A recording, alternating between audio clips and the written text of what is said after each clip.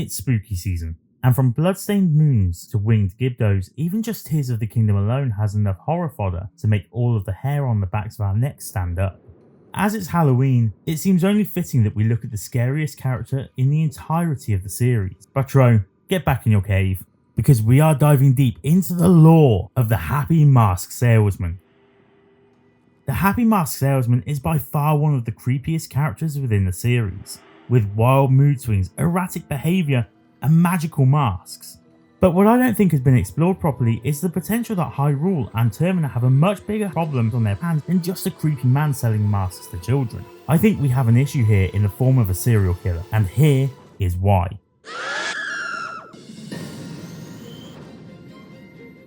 In 1997, an innocuous character entered onto our screens. A thin man with an angular face sits behind the desk of what should be the happiest shop in the land, but it seems and feels an awful lot more sinister than just this happy facade.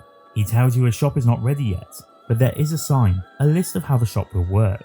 You loan a mask from the shop until you find a purchaser. The purchaser must pay you the amount the mask is worth, and then you must pay the mask salesman back. Doing so will unlock the next mask. At first, this trading sequence seems very routine. You trade in your Keaton mask and make a little profit, and the Happy Mask Salesman is happy to get his rupees back.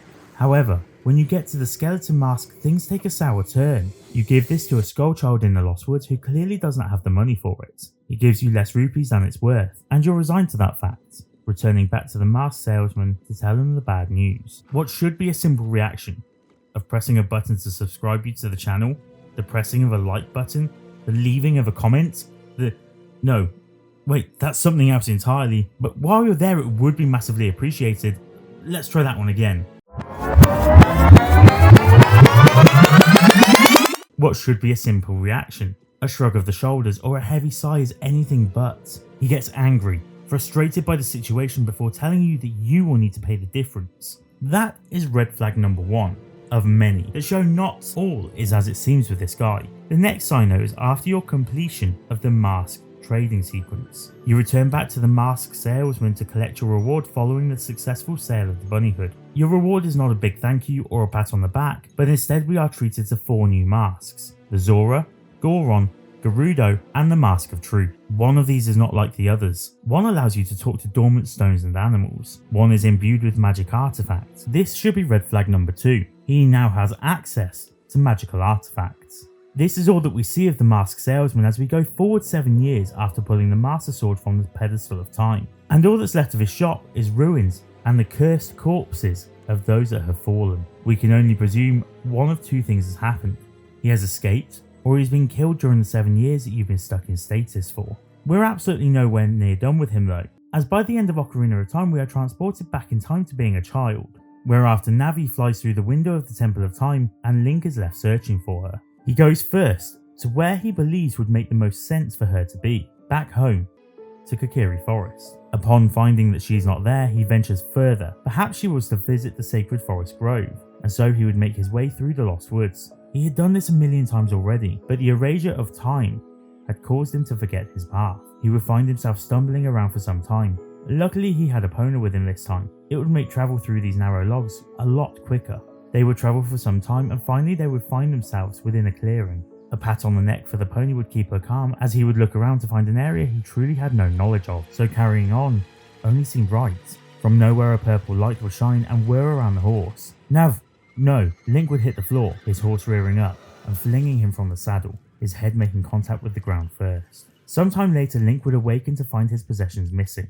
Whomever had stolen from him had taken all but his sword and shield. His most prized possession though, a magical ocarina with a blue hue, had been ripped from his bag. That was a gift from someone dear, something that had been passed down the royal line. He would need to chase after the miscreant who had stolen it, and so he did. In his glee, a masked being cackled in between misplaying notes on the instrument that had been stolen. Link clutched at his head and awoke, startling the young child in front of him. The child panicked, leapt upon the horse that Link had brought with him, and Link, without even thinking, gripped hold of one of the creature's legs, being dragged along the forest, every log and stone scraping him as the horse sped off in panic. Finally, the child would shake the former hero of Hyrule off, forcing Link to give chase on foot.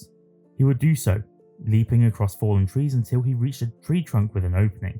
Staring downwards, he would nearly fall in, diving in like Alice into the rabbit hole. In the darkness, all he could make out was shapes of wooden creatures, leaves and ocarinas. The colours were psychedelic, making them stand out further in the pitch black darkness that enveloped him. Finally, when he landed, he first saw what he had landed on, a root of a plant, before looking up to see the thief floating in midair.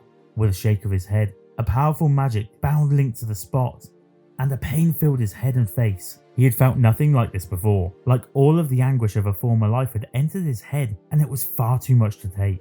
Link grasped at his own face, trying to tear away at the pain, trying desperately to remove it, but no. Instead, he opened his eyes and immediately felt significantly closer to the ground than he had been before. Interestingly, during this scene, we see an overhead shot of both the Skull Kid and Link in Deku form, as he struggles to comprehend his transformation. The lights shine on the floor in a pattern that is familiar but incomplete. A Triforce, with the top triangle representing power taken and removed and placed at the bottom of the Triforce. Incidentally, this is the only real reference to the Triforce in the whole game, perhaps to signify that the balance in Hyrule had changed with Ganondorf being sealed away.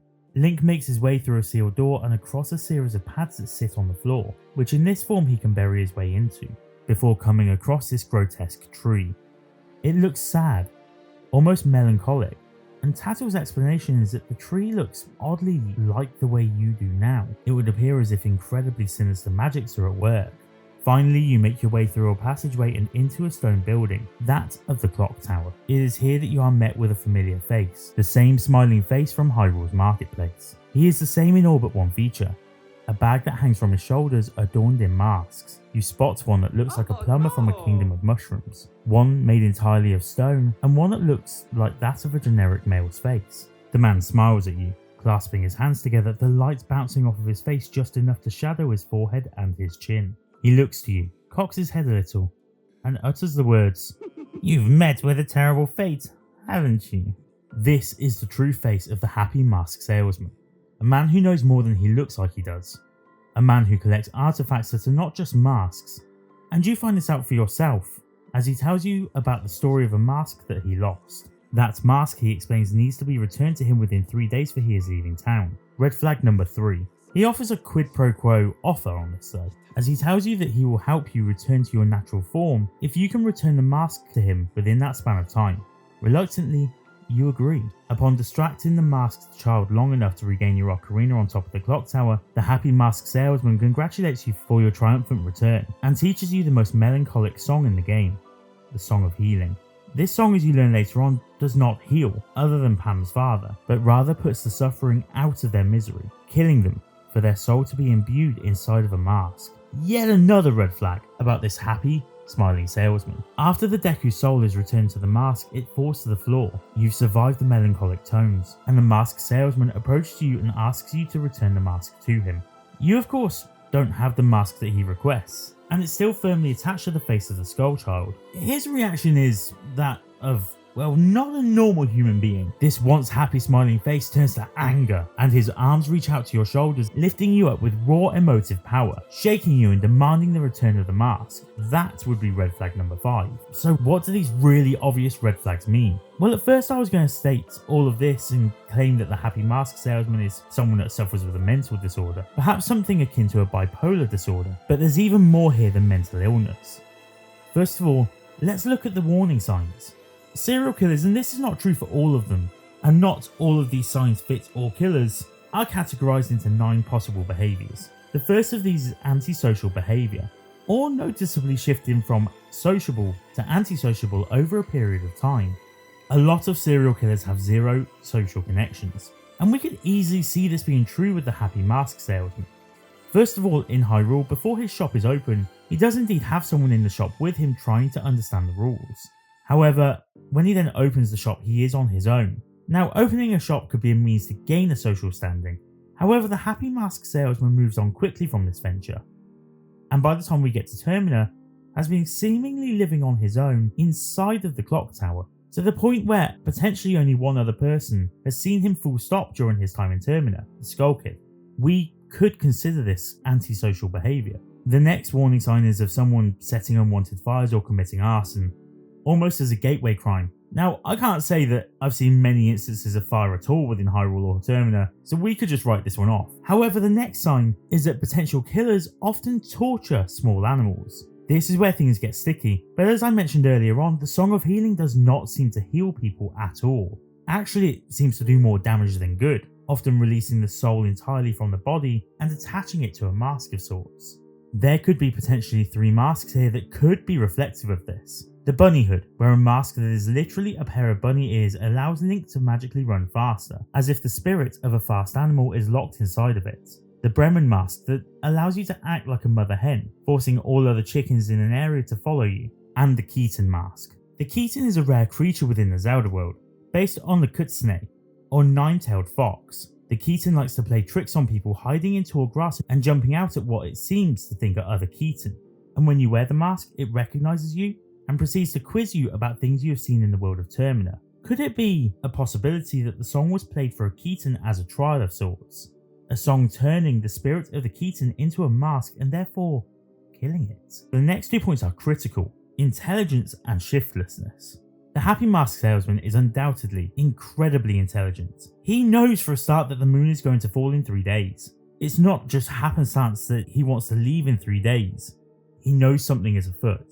And he knows full well the consequence of him staying longer than need be. He is also the only one to know of the true power of the mask that he has lost. Oh, and he's also one of very few people to have been able to travel from Hyrule to Termina. Shiftlessness is essentially people struggling to keep hold of jobs or employments. The Happy Mask Salesman has failed to keep any form of permanent role, including at his own shop. Now, we can even add in a few more traits. The Happy Mask Salesman seems to feel absolutely nothing. He's not afraid for the town or world of what the mask will do.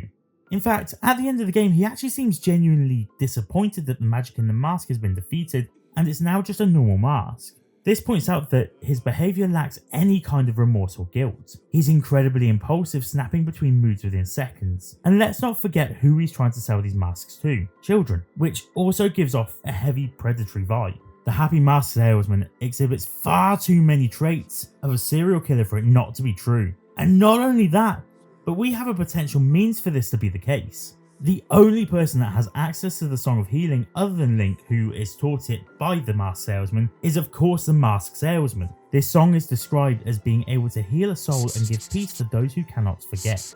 This description is important, as within a paranormal setting, which this game positions Kamaro and Armani as paranormal, with their literal spectres haunting Termina still, the paranormal and spirits are generally left to roam their mortal plane due to unfinished business or a feeling that their time was ended prematurely. The song here is designed to help those spirits move onto a more spiritual plane, but this creates an issue: their lives being cut short. The Armani may have been through more natural causes, the mountains where the Gorons live being frozen over and therefore being too cold for the Gorons to survive. But Kamaro looks like he was just happily dancing on this mushroom-based rock. There are no enemies nearby other than underneath him, and while he seems skinny and malnourished, something more alarming is evident. Kamaro's mask is that of his face, created perfectly to scale, with his neck stitched onto his body. This is the only mask like this in the game. Kamaro was the victim, possibly the first human victim of a serial killer in Termina. The mask was created with the stitching that his beheading caused. The spirit of Kamaro was sealed into the mask by the Song of Healing to begin with. That mask was left on the rock for somebody to find. His spirit as a result could roam, but only in that area where the mask lay. Of course, so not all masks are created the same, and not all have magical abilities. These are just masks. Take Cafe's mask for instance. This mask has no ability whatsoever, it just makes you look like Cafe. But let's not forget, this is given to you by Madame Aroma in order for you to help find Cafe. This mask was made in order to form a search party to help look for Madame Arona's lost son. I personally like the idea that this mask was created to mark the next victim of the Happy Mask Salesman, but there's no proof to substantiate this. Other masks as well have appeared as ceremonial masks for years, and again have no magical ability, such as the Sun, Moon and Couples masks.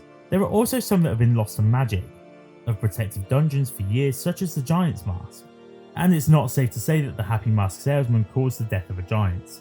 Actually, these ancillary masks are perfect. They exist within the world, some with magical ability, and with his collection growing, he will be able to use these incidental masks in order to hide his more murderous masks. In fact, we could break down all of the masks bar one into one of three categories: murderous, incidental, and ceremonial. Starting with the incidental masks, these are the masks that are in the world already.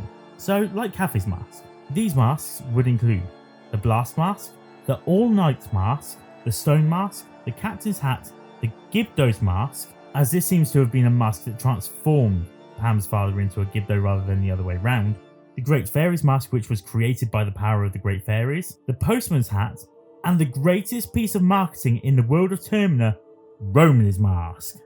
You could also shoehorn the Mask of Truth into this as well, but I think there's a little more that we could explore at a later date. The ceremonial masks are fewer and further between: the Couple's Mask, the Sun and Moon Masks, and the Giant's Mask. This leaves the Bremen Mask, the Bunny Hood, Dongero, Garo, Camaro, Keaton, Mask of Sense, and the Troop Leader's Masks, and the three transformation masks of Deku, Goron, and Zora that could all be put into the category of possible murderous masks. But the transformation masks are confirmed in the game as not being due to the Happy Mask Salesman, and while they're made of the spirits of those that have died, they have not been caused by our smiling sadist. Of course, the Bunny, Dongero, Keaton, and Mask of Sense are all animal based. This feels our serial killers need to kill animals first to smaller targets. So what of our other three masks? The Camaro, Garo, and Troop Leader's Mask? Well, I personally think that the Happy Mask Salesman would likely struggle to kill a Garo. I mean, they're essentially this game's equivalent of the new Yiga clan. They're ninjas that hide under the sand in the Akana region, and strike with two blades that can slice up even the most astute of warriors. I don't see him killing a Garo at all, but Camaro seems all sewn up. That is my one morose joke for this video. Enjoy it. The Troop Leader? Well, this mask is without a doubt the face of Ingo, or whatever name you want to give him, and guess what? Once again, he's but a mortal male. One that represents Luigi in this game, weirdly enough. But a mortal male, perhaps a second victim of our Happy Mask serial killer. Then we can also look at the masks that he has that you can't find in the game. And another one looks like a male human, and this one looks shockingly like Mario. There are a potential of 4 people that the Happy Mask Salesman has killed between both Hyrule and Termina. He's not just clinically insane like I first thought, but absolutely deranged. So if you ever find yourself inside of a mask shop, take a look at the owner, because he could be wearing your face by the end of your transaction with him. But what do you think? Is the Happy Mask Salesman a serial killer? Is he just insane? Or is he a desperate man who let an important magical artifact out of his sight for too long? Let me know in the comments below. I'll see you next time for a slightly less dark and twisted theory. Have a happy Halloween. Bye!